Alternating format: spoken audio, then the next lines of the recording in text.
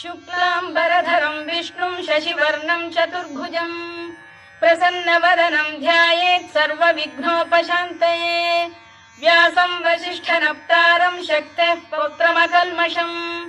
पराशरात्मजं वन्दे शुकतातं तपोनिधिं व्यासाय विष्णुरूपाय व्यासरूपाय विष्णवे नमो वै ब्रह्मनिधये वासिष्ठाय नमो नमः अविकाराय शुद्धाय नित्याय परमात्मने सदैकरूपरूपाय विष्णवे सर्वजिष्णवे यस्य स्मरणमात्रेण जन्म संसारबन्धनात् विमुच्यते नमस्तस्मै विष्णवे प्रभविष्णवे ॐ नमो विष्णवे प्रभविष्णवे श्रीवैशम्पायन उवाच श्रुत्वा धर्मानशेषेण पावनानि च सर्वशः युधिष्ठिरः शान्तनवं पुनरेवाभ्यभाषत युधिष्ठिर उवाच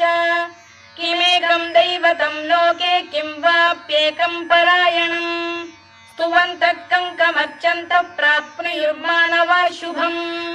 को धर्मः सर्वधर्माणां भवतः परमो मतः किं जपन्मुच्यते जन्तुर्जन्म संसारबन्धनात् श्रीभीष्म उवाच जगत्प्रभुं देवदेवमनन्तं पुरुषोत्तमम् स्तुवन्नाम सहस्रेण पुरुषः सततोत्थितः तमेव चार्चयन् नित्यं भक्त्या पुरुषमव्ययम् ध्यायन् स्तुवन् नमस्यं च यजमानस्तमेव च अनादिनिधनं विष्णुं सर्वलोकमहेश्वरम् लोकाध्यक्षं स्तुवन् नित्यं सर्वदुःखातिगो भवेत् ब्रह्मण्यं सर्वधर्मज्ञं लोकानां कीर्तिवर्धनम् लोकनाथं महद्भूतं सर्वभूतभवोद्भवम्